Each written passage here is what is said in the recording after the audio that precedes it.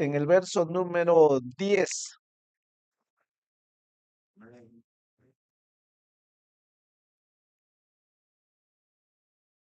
Filipenses 3:10. El tema de esta tarde,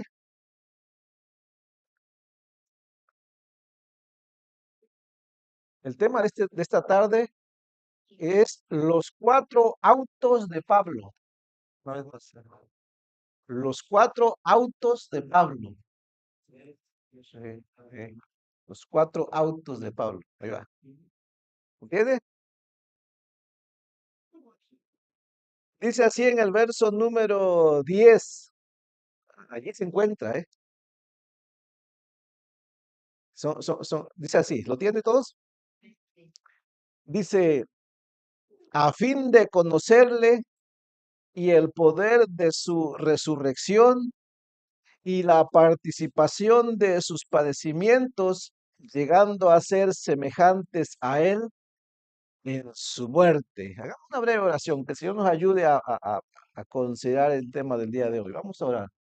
Padre bendito, en el nombre de Jesús, gracias por la reunión de esta tarde. Señor, tú conoces nuestra mente. Tú sabes, Señor, qué cosas suelen tomar el primer lugar. Tú sabes, Señor, en nuestra mente qué cosas anhelamos, qué cosas deseamos.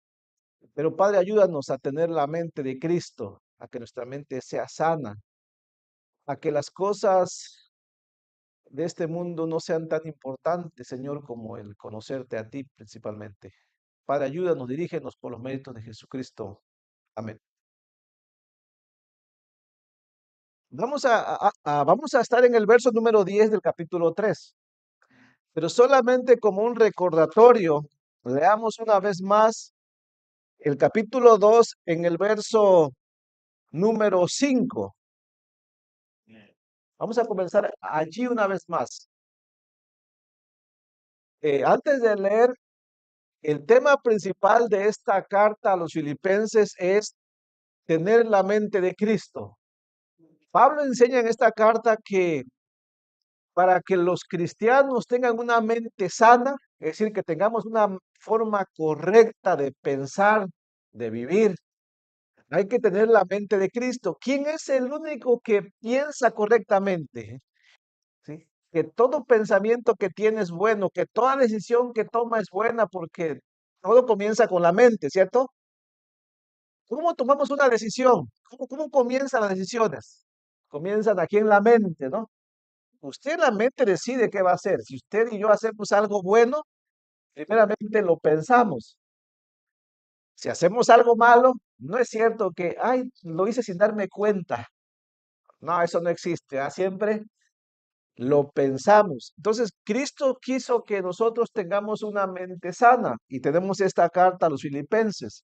Ahora, cuando leemos en el verso 5, el apóstol Pablo entra así de lleno, ¿no? Diciéndonos qué cosas son buenas de pensar. Y aquí encontramos una pequeña lista, dice, haya pues en vosotros, dice, sentir, aunque la palabra sentir ahí es pensar, ¿eh? Es la palabra fromneo, significa pensar. Se tradujo como sentir, pero es pensar. Dice que hubo también en Cristo Jesús. ¿Y de qué pensar está hablando? Y después nos da el ejemplo de Cristo que él pensó en los demás sobre sí mismo, ¿no? Dice, el cual siendo en forma de Dios, no estimó el ser igual a Dios como a cosa que aferrarse, sino que se despojó a sí mismo, tomando forma de siervo hecho semejante a los hombres, y estando en la condición de hombre, se humilló a sí mismo, haciéndose obediente hasta la muerte y muerte de cruz, por lo cual Dios también le exaltó hasta lo sumo y le dio un nombre que es sobre todo nombre, para que en el nombre de Jesús se doble toda rodilla de los que están en los cielos y en la tierra y debajo de la tierra, y toda lengua confiese que Jesucristo es el Señor, para gloria de Dios Padre. ¿Cómo estamos pensando? Hay veces que nosotros queremos imitar a alguien. Entonces hay que tener cuidado de la mente de quién queremos tener, ¿no? Si usted a veces conoce a un hombre de negocios, tal vez, ¿no? Y usted dice, yo quiero tener la mente de ese hombre. ¿Para qué? Bueno, para hacer buenos negocios, para ser millonario, no sé, para saber cómo hacer fraudes, no sé, piénselo, ¿no? ¿A quién quiere usted imitar en la forma de pensar? Ahora, Pablo dice que si hay alguien digno de imitar, pensemos, ¿qué fue lo que hizo Cristo? ¿Qué hubo en su mente? Piense, hubo en su mente fue entregar su propia vida para salvar al hombre pecador que estaba destinado a la condenación eterna. ¿Cómo lo hizo? ¿Cómo comenzó su pensamiento? Dejó su posición de gloria que tenía, se hizo hombre, como hombre se humilló, fue humillado, ¿no? Como hombre decidió ir a la cruz del Calvario, decidió entregar su vida, a pesar de todo el rechazo que él sufrió, lo hizo por amor a nosotros, ¿no? Esta es una forma de pensar que debería ser apreciada, ¿no? Después el apóstol Pablo nos dice que hay enemigos de la mente de Cristo, que hay quienes piensan todo lo contrario, ¿no? ¿Cómo pensaba el judío, el legalista? Bueno, Pablo lo dice en el verso número 2 del capítulo 3, que hay un tipo de pensamiento que se opone a Cristo. ¿Cuál es ese tipo de pensamiento que se opone a Cristo? Bueno, el pensamiento de los que no son salvos es muy diferente. Ellos no piensan en Cristo. El pensamiento de aquellos que quieren vivir en base a tradiciones humanas, ¿no? El pensamiento de aquellos que piensan que pueden agradar a Dios en sus fuerzas, sin depender de Dios mismo, ¿no? No, y Pablo les llama en el verso 3, el verso 2 les dice, guardaos de los perros. ¿Quiénes son aquí? Habla de aquellos que dicen que son cristianos, pero no son cristianos, ¿ok? Dice, guardaos de los malos obreros, aquellos que dicen que sirven para Cristo, pero no sirven para Cristo, sirven para ellos mismos. Guardaos dice, de los mutiladores del cuerpo, ¿no?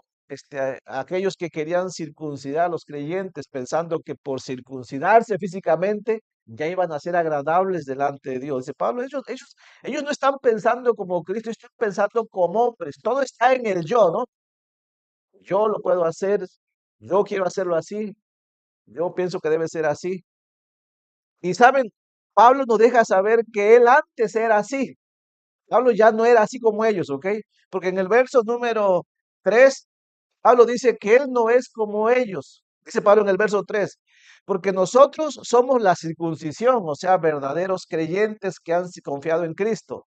Dice, los que en espíritu servimos a Dios, o sea, alguien que se deja guiar por el Espíritu Santo, ¿no? Dice, y nos gloriamos en Cristo, no teniendo confianza en la carne. Pablo era un siervo de Dios que todo lo que hacía era para la gloria de Dios, que cuando él hacía una obra no decía, yo lo hice. Pablo decía, cosas como, yo he trabajado más que todos, pero no yo, dice, sino la gracia de Cristo en mí, ¿no? Y cosas como cuando soy débil, soy fuerte, ¿no?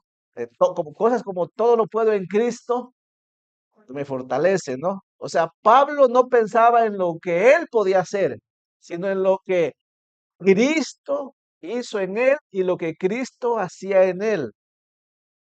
Bueno, cuando llegamos al verso número 4 del capítulo 3, Pablo nos dice que él antes de ser salvo era como los judaizantes, como los legalistas que no eran salvos. Él, dice Pablo, yo era como ellos, nada más pensaba en lo que era yo, en lo que era valioso según mis pensamientos. Y mira como si Pablo estuviera hablando de sí con jactancia, ¿no? En el verso 5 dice, ¿qué decía Pablo de sí mismo? Todo dice de sí mismo, ¿eh? Pablo dice en el verso número, en el verso 4, pero dice Pablo, aunque yo, dice Pablo, tengo también de qué confiar en la carne, o sea, antes de que fuera salvo, ¿ok?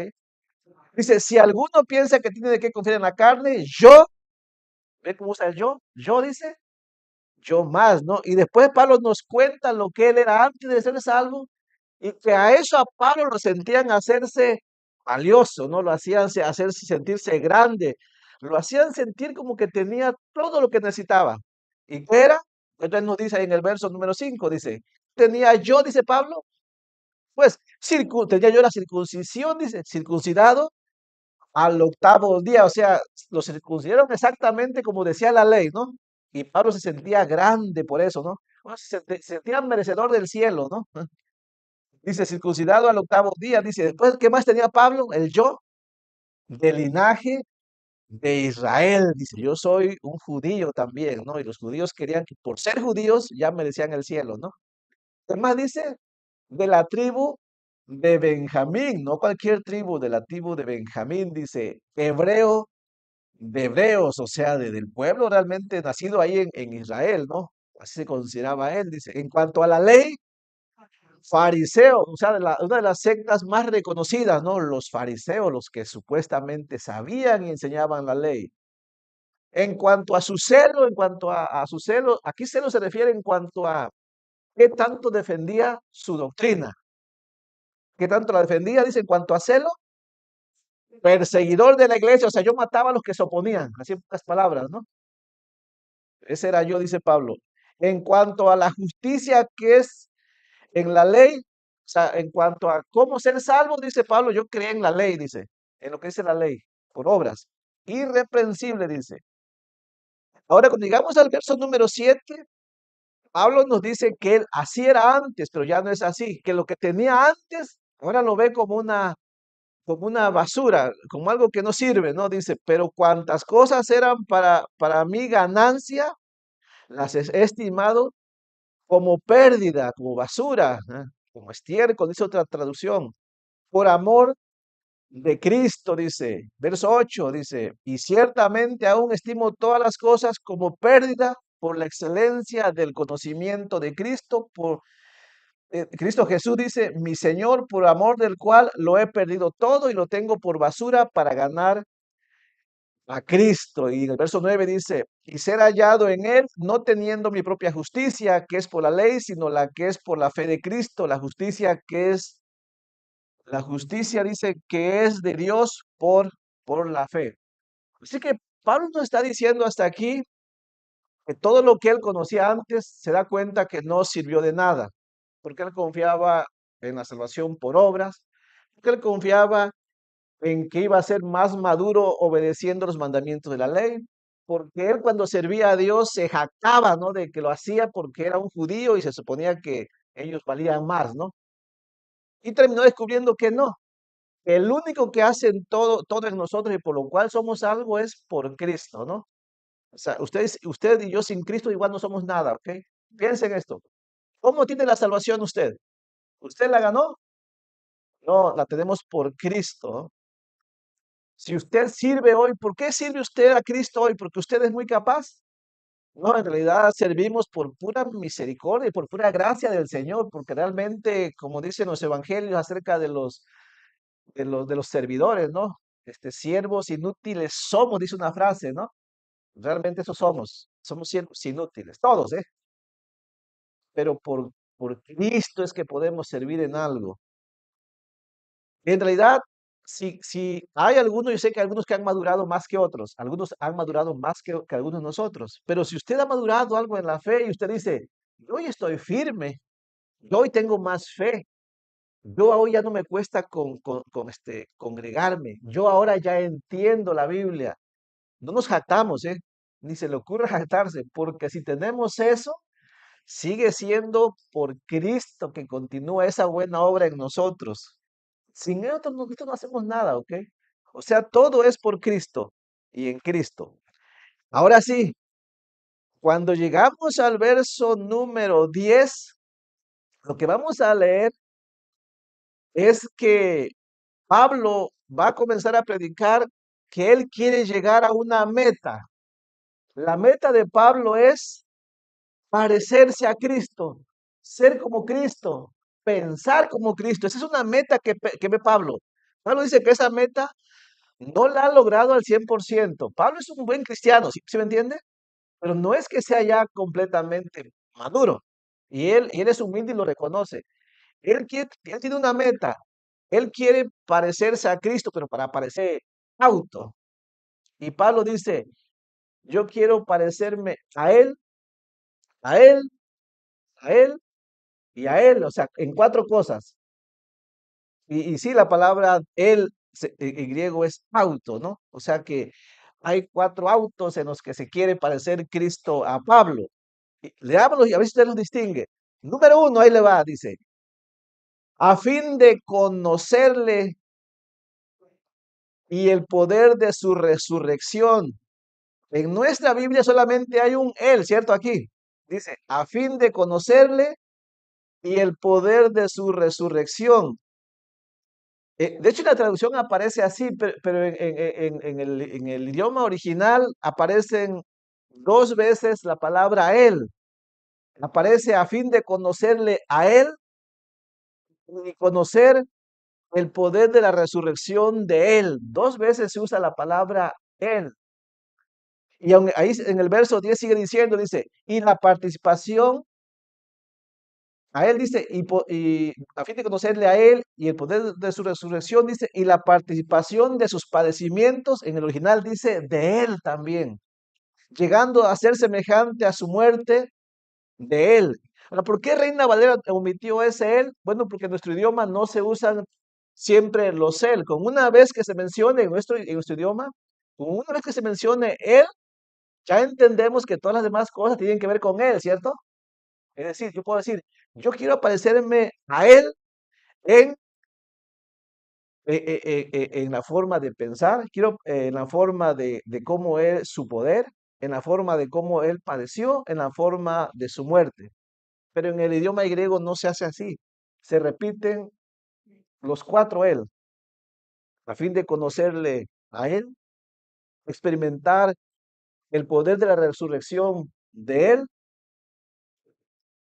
participar en los padecimientos de Él, llegar a ser semejante a la muerte de Él. Ahora, ese Él es importante. ¿Por qué? No sé, dicen que el idioma griego es de los idiomas más ricos que hay, ¿ok? Porque te detalla todo claramente. Cuatro veces usó la palabra Él, mientras que en nuestro idioma se usa nada más una vez o dos veces tal vez. Pero en griego lo remarca las cuatro veces Él. Y yo creo que eso es muy importante, por lo cual Dios escogió ese idioma para escribir la Biblia, ¿eh? Estaba leyendo una historia, se las comento. Les voy a leer esta historia que tiene que ver con Él, o sea, Él Cristo, ¿no? Él en griego significa autos, así se pronuncia y ahí se escribe. Autos en realidad significa Él, refiriéndose a Cristo. Escucha esta historia que tiene que ver con Él, dice. La revista Youth Living relató la siguiente historia, dice, una anciana cristiana cuyos años comenzaban a notarse había memorizado gran parte de la Biblia. Finalmente, solo un preciado pasaje permaneció en su memoria. O sea, memorizó muchos versos, pero al final solamente le quedó uno, ¿no? El texto que le quedó en su mente fue este. Yo sé en quién he creído y estoy seguro de que Él es poderoso para guardar lo que le he encomendado hasta aquel día. Esta es una versión diferente, pero menciona a Él. Sí, en el original sí menciona a Él. Dice la historia, poco a poco parte de ese pasaje se le fue escapando y repetía en voz baja, y repetía en voz baja, dice. O sea, esta anciana comenzó a envejecer y aún ese único pasaje que se acordaba comenzó a olvidársele. Dice la historia, poco a poco parte de ese pasaje se le fue escapando, dice.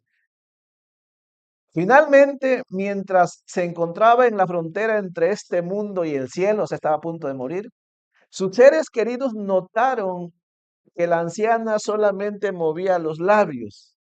Se inclinaron para ver si necesitaba algo y se dieron cuenta que ella repetía una y otra vez la misma palabra del texto. Ya no repetía todo el texto, nada más repetía él, él, él, él.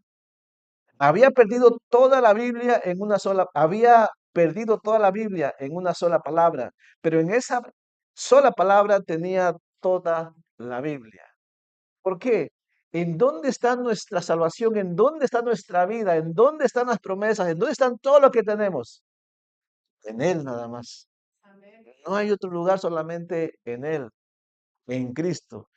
Por eso yo creo que y la Biblia lo dice, cada palabra que esté en la Biblia es importante, así sea únicamente un Él. Para nosotros Cristo es lo más importante, es Él nada más. Y Pablo dice que se quiere parecer a Él. Por eso le dije que el tema de los 4 autos de Pablo, ¿no? ¿Cuáles son? Él quería parecerse a Cristo y dice, yo me quiero parecer a Él en cuatro áreas, ¿no? Ahora, recuerden que el legalista no pensaba en Cristo. ¿El legalista en quién pensaba? En yo, ¿cierto? ¿En quién pensaba Pablo antes de ser salvado? En yo.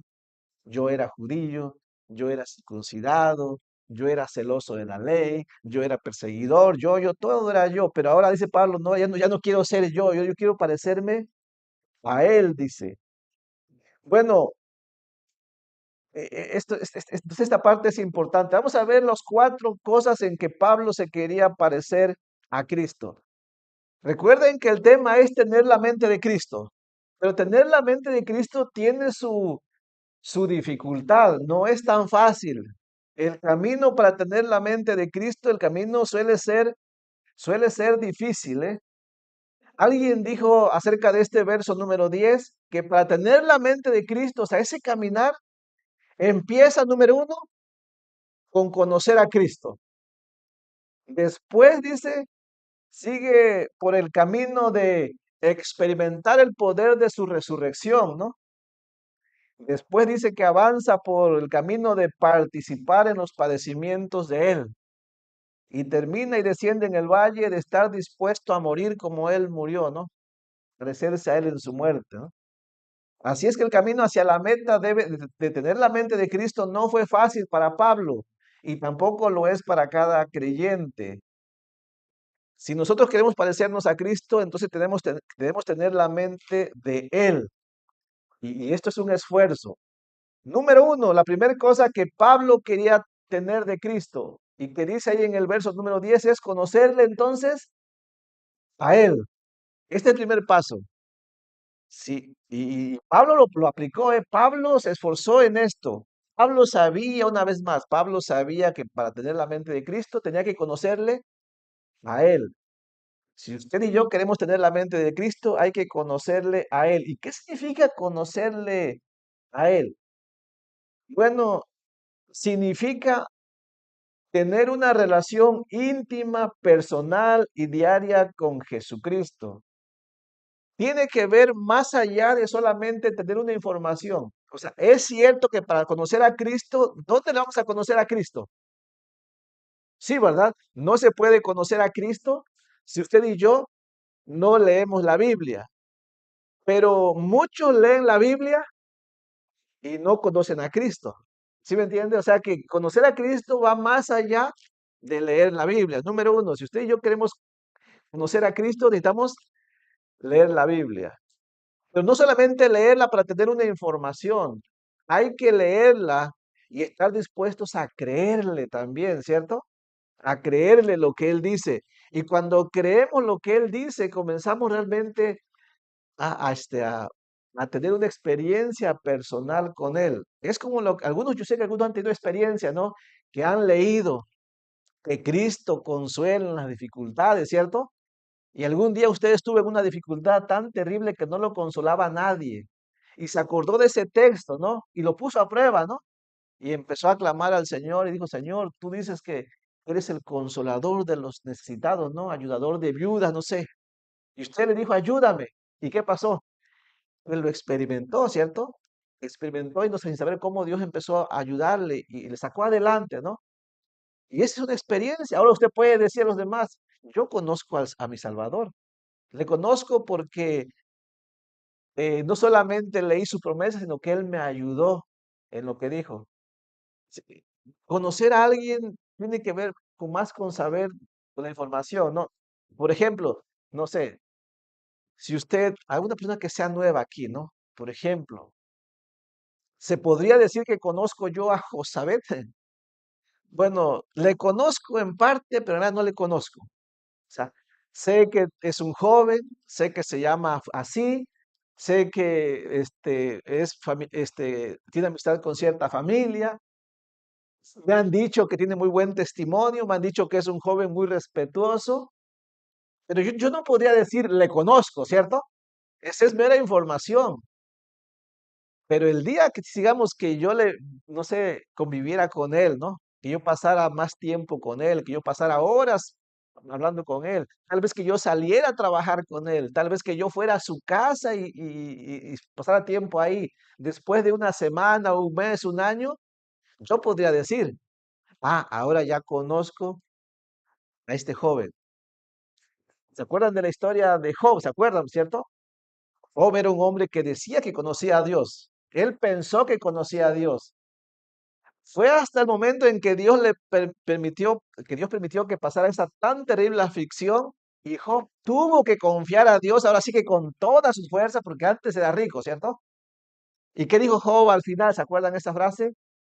De oídas le había oído. O sea, Job reconoció que realmente solamente había oído y sí le había creído, pero no le había conocido así personalmente, ¿no? Que Dios trató con él de esa manera, ¿no? Y Job dijo, ahora le conozco, que realmente sí es un consolador, que sí es un Dios misericordioso, que sí, que cuando Él dice que es Dios y dueño de la vida, es dueño de la vida. Que cuando Dios dice que Él puede disciplinar y nadie lo puede tener, nadie lo puede tener, ¿eh? Cuando Dios dice, yo hago lo que quiero porque Dios soy Dios soberano, ¿qué hace Dios? Él es Dios soberano, ¿cierto? ¿Y qué hacemos nosotros? Dejarlo que sea Dios. ¿Sí me entiende? A ver, ¿alguien ha conocido a Dios en su etapa de un Dios que se aira, que disciplina fuertemente? Algunos no lo hemos conocido así, ¿eh? Pero el día que nosotros nos salgamos, como decimos, del camino y le vamos a conocer, ¿eh? Y entonces diremos, ahora sí le conozco. Es un Dios que disciplina. ¿Por qué? Porque me disciplinó a mí. Pero también puede conocer la otra etapa que dice que Él está dispuesto a perdonar a aquel que se arrepiente, ¿no? Y podrá decir, también conozco que es un Dios perdonador, misericordioso. Pero solamente aquellos que lo han experimentado, no voy a decir que yo realmente, pueden decir, yo conozco mejor a Dios. Y gloria a Dios por ello, ¿no? Usted conoce más a Dios si es que lo ha experimentado. Entonces Pablo quería ser así, ¿no? Él quería conocer más a Dios. No está tan difícil de entender, ¿cierto? Tiene que ver más con que tener las palabras. ¿Qué necesitamos conocer de Dios? Hay muchas cosas, pero recordemos esto. Conocer a Dios significa cosas como esta, que usted entiende perfectamente porque lo ha experimentado, que Cristo le perdonó sus pecados por su muerte en la cruz. Cuando menos en esa etapa conozcámosle, ¿no? Que no se nos olvide. Eso creo que sí lo podemos decir, ¿cierto? Yo lo puedo decir. Conozco a Cristo en esta área, ¿qué? Que murió por mis pecados y que me ha dado vida eterna. Estoy seguro porque estoy seguro que voy al cielo. Por Él. ¿Qué más podemos conocer de Él? Que sí que es muy misericordioso, ¿eh?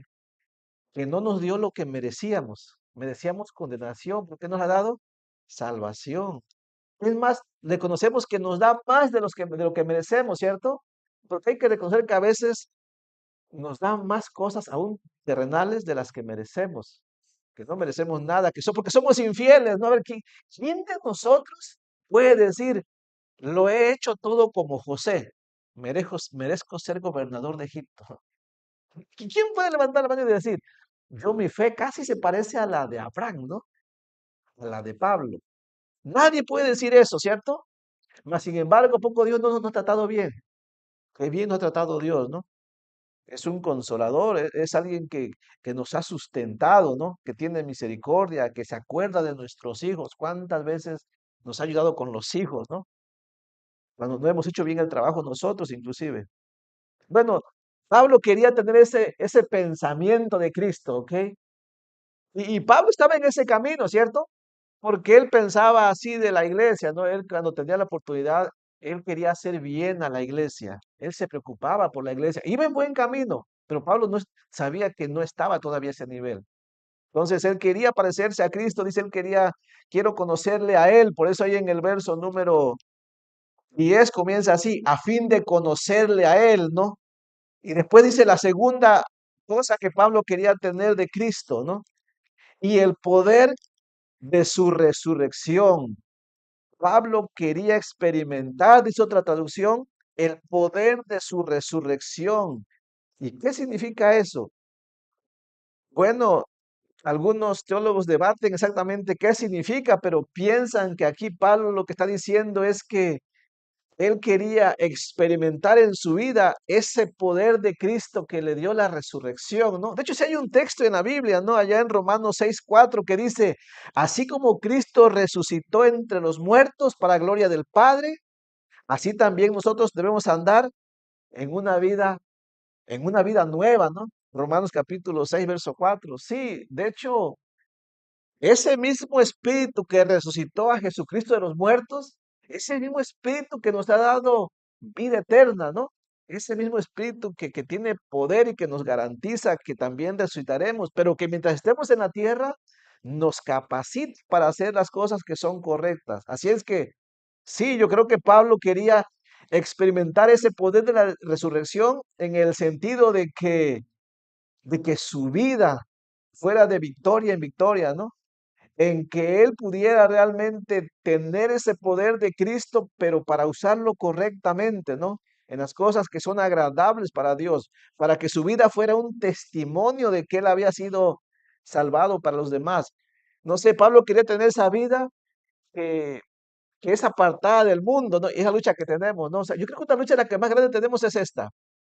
A ver, ¿quién no se siente tentado por los ofrecimientos del mundo?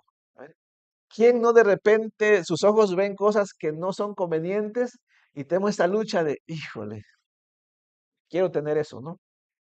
O cuando oímos, ¿no? Cosas que, quiero, mis oídos o escuchan algo muy agradable, pero que no le gusta a Dios. No quiero tener esa lucha, ¿no? Esa lucha de las pasiones, ¿no? De que mi carne quiere eso que está prohibido, pero lo quiero. ¿Quién no tiene esa lucha? ¿Cómo se vence eso? ¿En tu fuerza?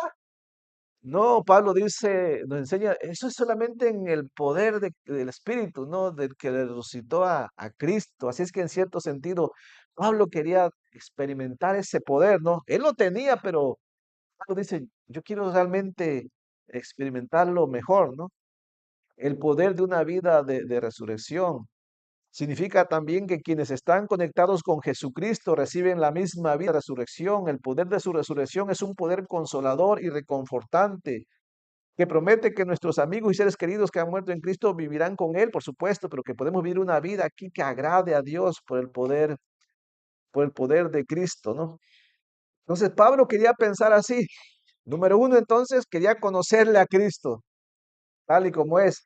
Y Pablo quería experimentar o seguir experimentando ese poder que resucitó a Cristo. El apóstol Pablo, cuántas veces no enseñó acerca de usar nuestros miembros como instrumento de justicia a Dios? ¿Se acuerdan? Que podamos ser librados del tentador, ¿ah? Que nuestro cuerpo, nuestros ojos, nuestro corazón, nuestra mente, todos ellos sean entregados a Cristo, ¿no? Bueno, solamente en el poder de su resurrección, en el poder de la nueva vida. Número tres, dije que el mensaje era corto, ¿no?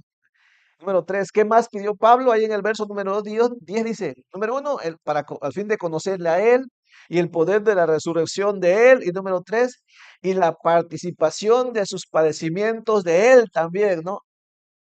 Y Pablo quería también tener esta mente de Cristo, que estuvo dispuesto a padecer por la causa de Cristo.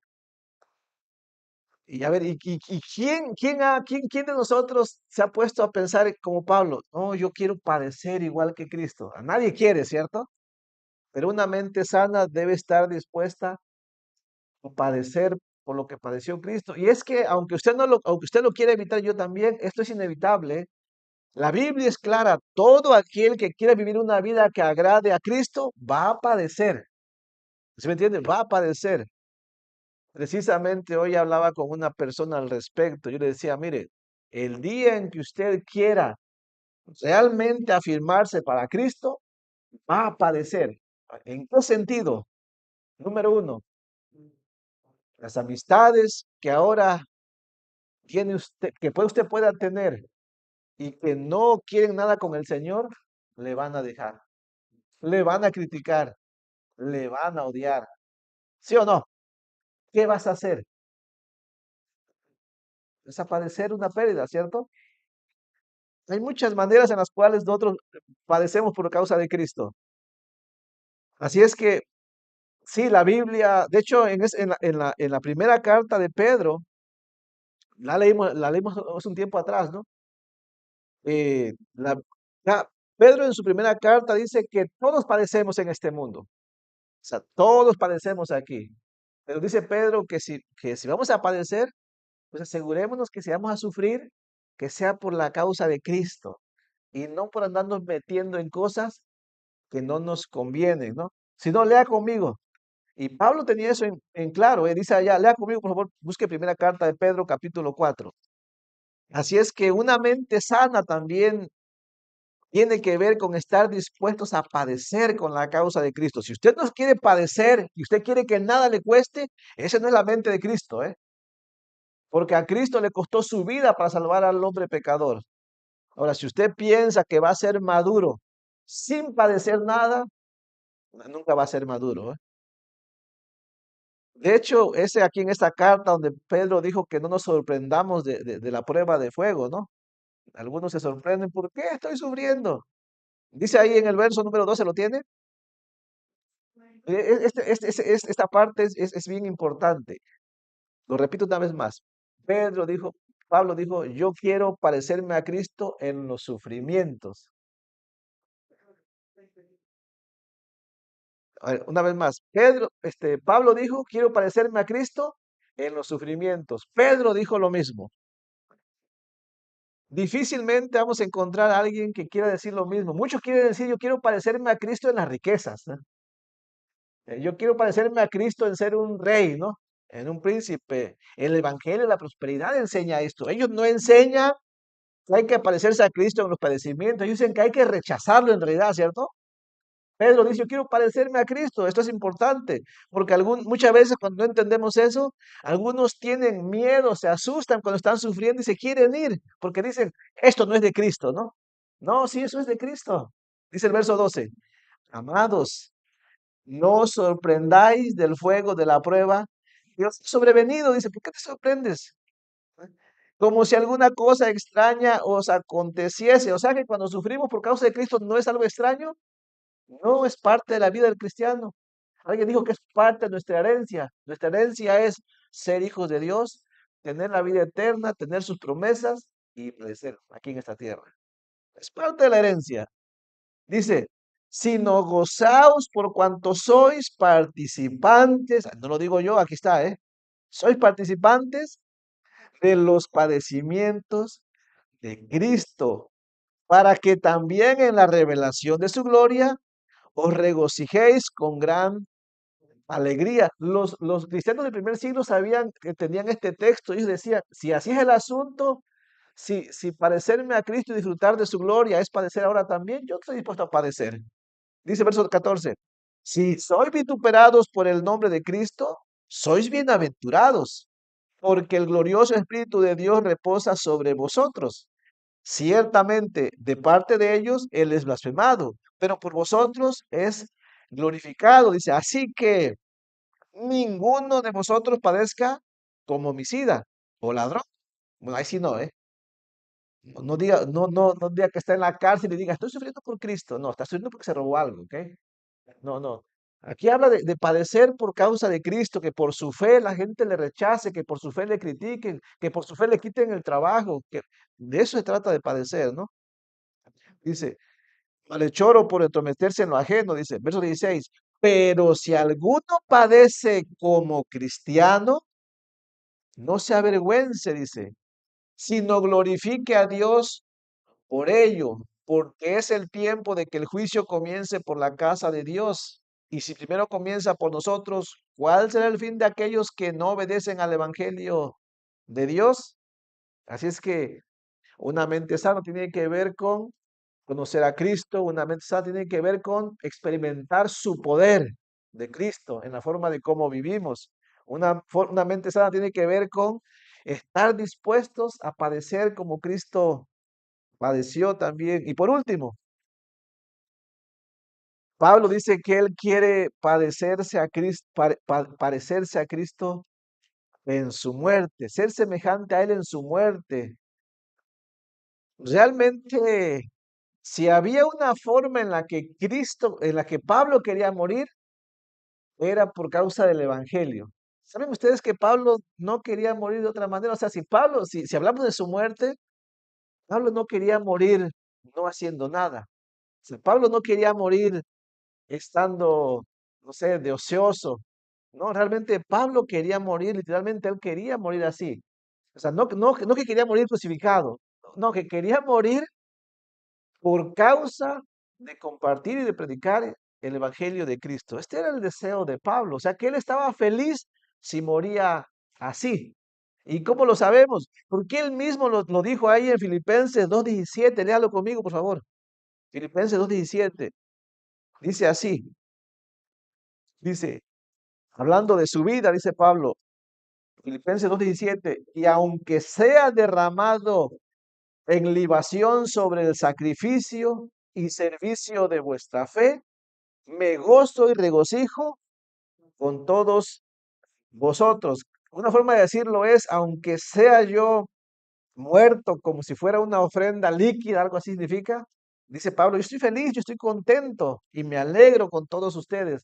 A ver, tengo una pregunta. A ver, somos cristianos, queremos servir a Cristo, piénselo. ¿Cómo está nuestra mente? Porque una mente sana es así, ¿no? Porque eso fue lo que hizo Cristo. Cristo dio su vida por obediencia al Padre, ¿no? Por agradar al Padre, por hacer la obra de salvación. Él dio su vida y estuvo dispuesto a morir. Pablo, Pablo anhelaba morir haciendo la obra si era necesario. Lo mismo podemos decir de Timoteo, lo mismo podemos decir de Epafrodito y muchos más cristianos. No se le haga una pregunta, ¿cómo quiere morir usted? No digo que tiene que morir así, porque ni siquiera Cristo lo demanda, pero ¿cómo queremos morir? Solamente hay dos formas, ¿no? Como cristianos, estando en la casa, lejos de toda relación con Cristo, es decir, estar en la casa sin congregarnos, sin estudiar su palabra, sin orar, sin ser parte del servicio. Muchos mueren así, ¿cierto? Sí, que puede ser que sean cristianos, pero que después no tienen nada que ver con la obra de Cristo.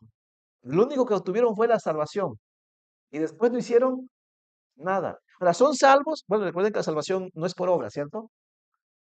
Pero piénselo, ¿qué tipo de muerte sería esa?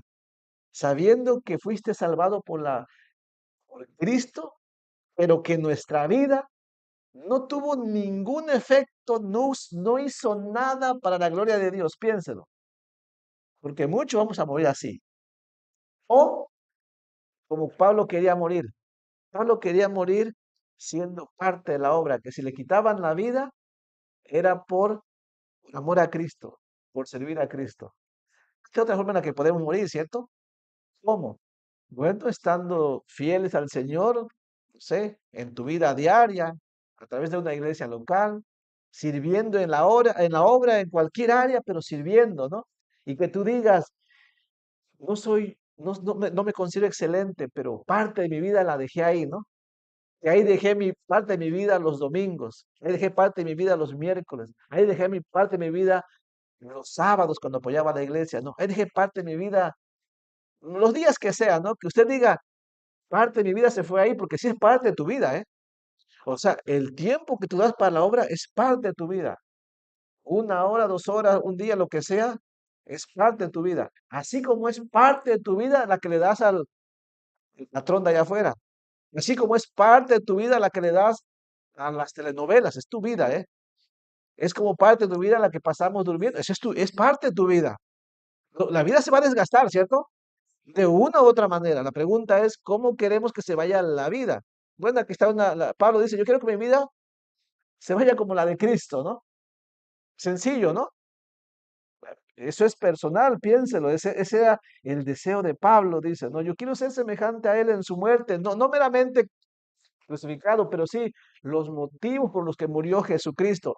Y ya nos preguntemos, ¿Cómo murió Pablo? ¿Murió como él anhelaba de todas maneras o no? Bueno, ¿murió por Cristo, sí o no? Por eso la obra. Sí, realmente Pablo murió haciendo lo que Cristo le ordenó. Mataron a Pablo por ser un servidor de Cristo. Y no solamente Pablo, muchos creyentes murieron así, por querer ser igual a Cristo en su muerte, ¿no? Por eso dijo ahí 2:17, y aunque sea derramado la libación sobre el sacrificio y servicio de nuestra fe, me gozo y regocijo con todos vosotros. Termino con esto. Es valioso, es valioso en lo que acabamos de enseñar, estas cuatro cosas. Es valioso para usted, ahora piénselo. Puede ser que no sea valioso, pero hay que pensar porque estamos en ese proceso, pero piénselo. Para Pablo era valioso tener la mente de Cristo, experimentar su poder. Para Pablo era valioso también el padecer por Cristo, ¿no? Para Pablo era valioso entregar su vida por la misma causa que Cristo. La pregunta es, ¿para nosotros es valioso eso también o no es valioso? Piénselo. ¿Es valioso tener la mente de Cristo así como la de Pablo o no? ¿Se mira valioso o no? Bueno, no se mira muy valioso, ¿verdad? Pero ¿es correcto o no? La pregunta es, ¿qué vamos a hacer? O más bien usted está pensando que valioso es todo lo que teníamos antes. Piénselo. Pablo dijo que todo lo que era antes más bien era basura, ¿no? O sea, miren, lo más valioso que tenemos es nuestra fe en Cristo. Eso es lo más valioso que tenemos. Es lo único que va a durar.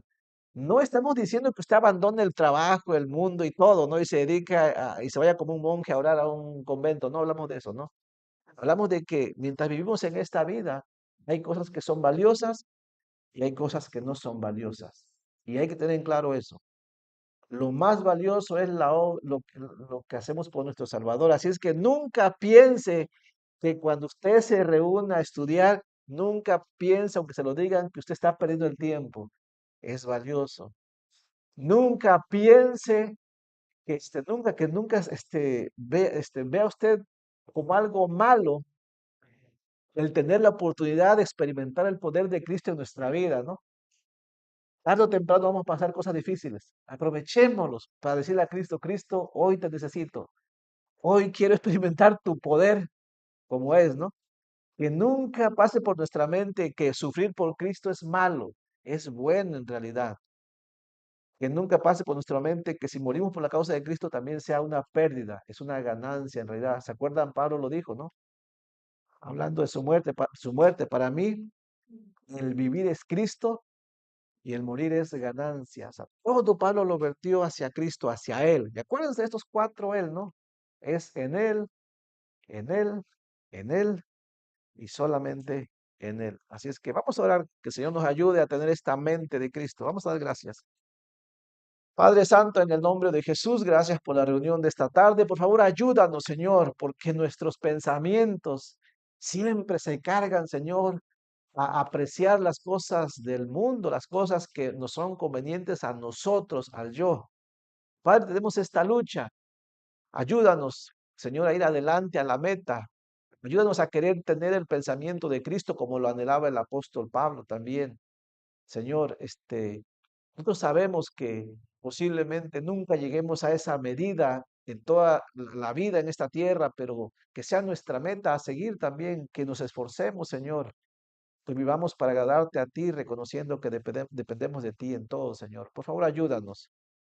Ayúdanos a seguir adelante, Padre, que no estemos desanimados, que no estemos afligidos por los problemas, que no estemos nosotros afligidos porque hay cosas que se ven imposibles, Señor. Más bien, dirige nuestra mente a que mientras confiemos en ti, todo, Señor, puede salir adelante, podemos sacar adelante confiando en ti.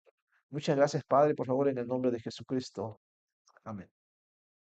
Damos por terminado el servicio de esta tarde. Creo que hay una actividad en la